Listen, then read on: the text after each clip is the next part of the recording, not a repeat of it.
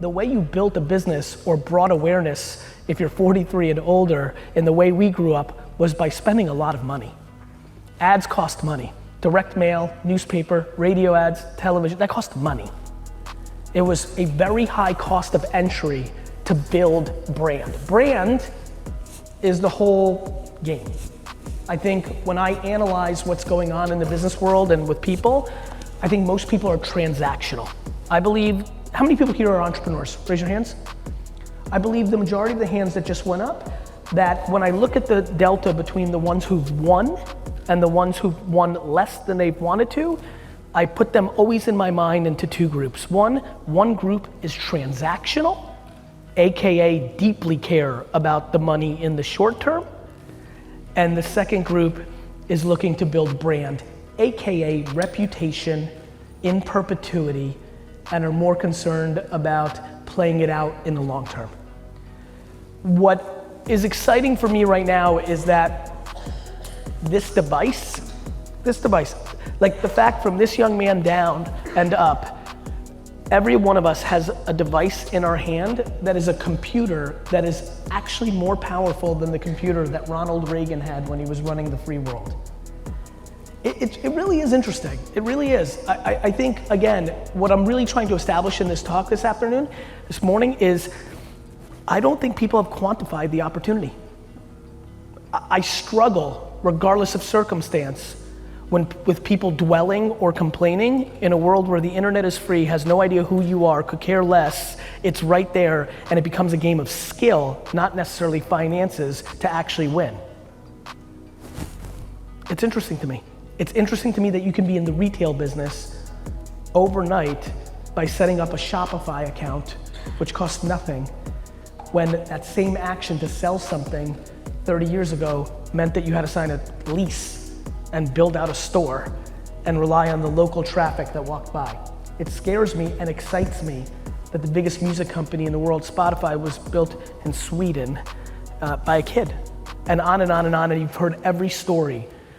But more importantly, for every ridiculous story we've seen of Instagram or Facebook or Uber or Spotify, there are hundreds of thousands of stories of people with wins that are micro versions. I actually think the most unhealthy thing in entrepreneurship and opportunity is the big stories that everybody thinks they have to build $1 billion company.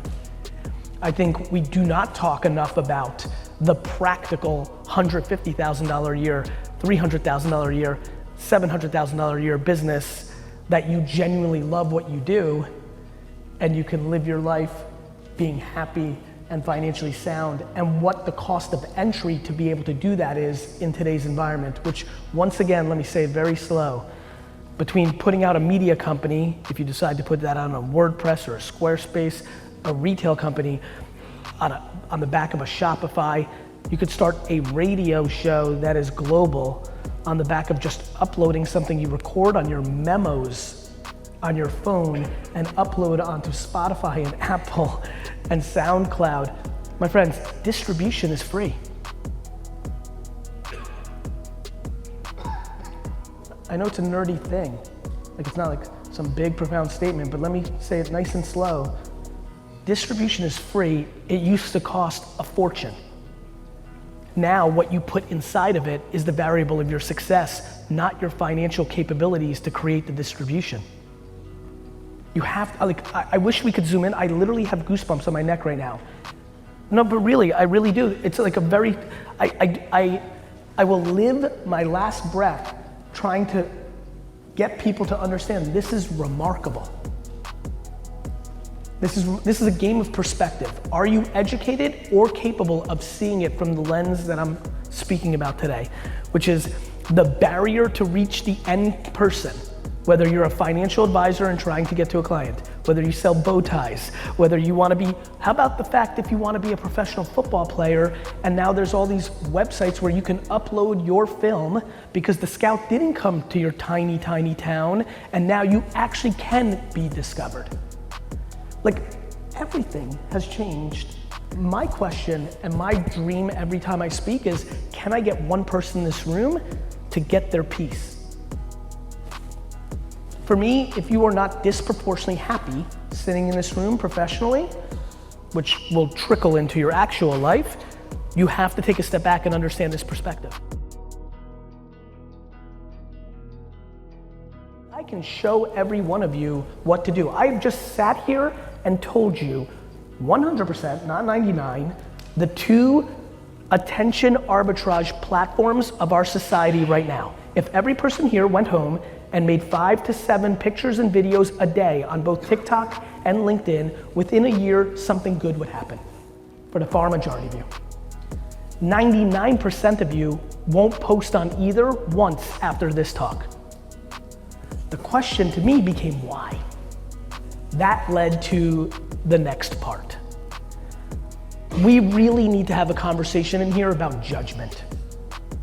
The far majority of you will not go home today and start posting more on Instagram and LinkedIn and Facebook and Twitter, not because you don't get, I love when people are like, Gary, I didn't grow up with this technology. I don't get it. I'm like, that's nice, Sue. You didn't grow up driving and you figured it out. It is very cute that you tell me you didn't grow up with this and that's why you don't get it. I am wildly smart enough to understand that you are bright enough to spend 2 hours on an app to figure it out. The reason you're not posting or doing is because there's insecurity about what you're gonna say. You go very deep into who's gonna care what I'm gonna say. What would I say? Who cares what I think? Or even worse, the thing that breaks my heart the most, you actually do post something, somebody leaves a post that you look ugly, and you cripple and fold like a cheap chair. So that's what I spend my time on now, trying to figure out how to get people to realize that the judgment of others has zero actual impact on their lives. They have zero context on your actual life.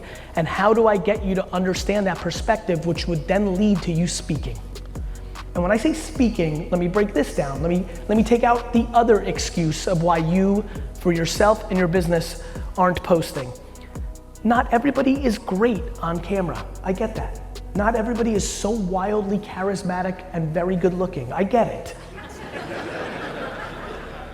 However, on the flip side, I am incapable of writing. It's not my natural skill. I struggle with reading and writing. It's not my skill.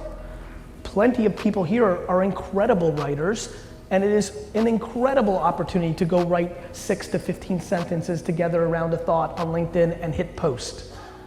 Others can work in Photoshop and make a picture. Others enjoy. I don't. I was born in the Soviet Union and grew up in a very Eastern European household. I think there's like 8 pictures of me in my entire youth, right? We didn't take photos, so it doesn't come natural to me. On the other hand, there are people in here who took 97 photos on their iPhone yesterday.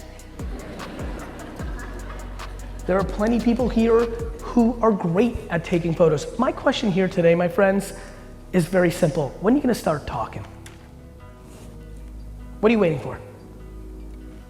If you are not communicating, you don't exist. I believe that. If you are not communicating, you do not exist. More importantly, communicate about what you love. What scares me about the long tail of the internet is I know there's somebody sitting in here who's watched every episode of Friends, okay? Deeply loves Friends. Can't get enough in their own mind of debating Rachel and Ross. Loved the show. Watch it every night to go to sleep to. And I know they make $49, $62, $88, $103,000 a year doing something they don't like.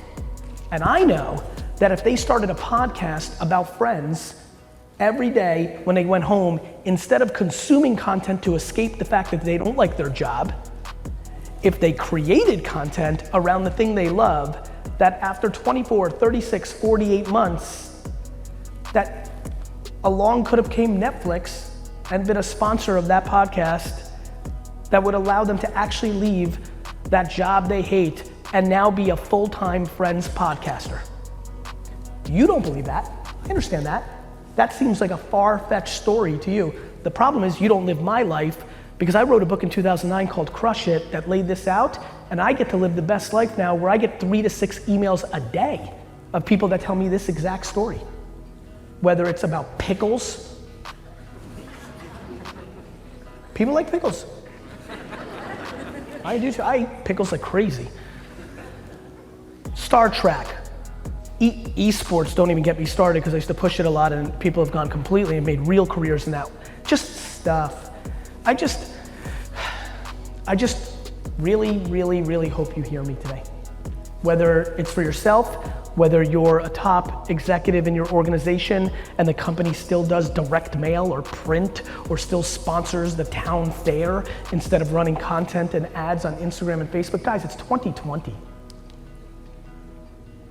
And don't give me this, not in my town, not in my industry. I'm watching. Your town, your industry. And so that's where we're at. The biggest opportunity in the history of humankind to do what you want to do, and yet you will continue to find reasons not to. And I think that comes in under the categories of self-esteem and self-awareness. And I think we need to make those words important in our society. You can work hard all you want. If you're insecure, you're gonna be vulnerable.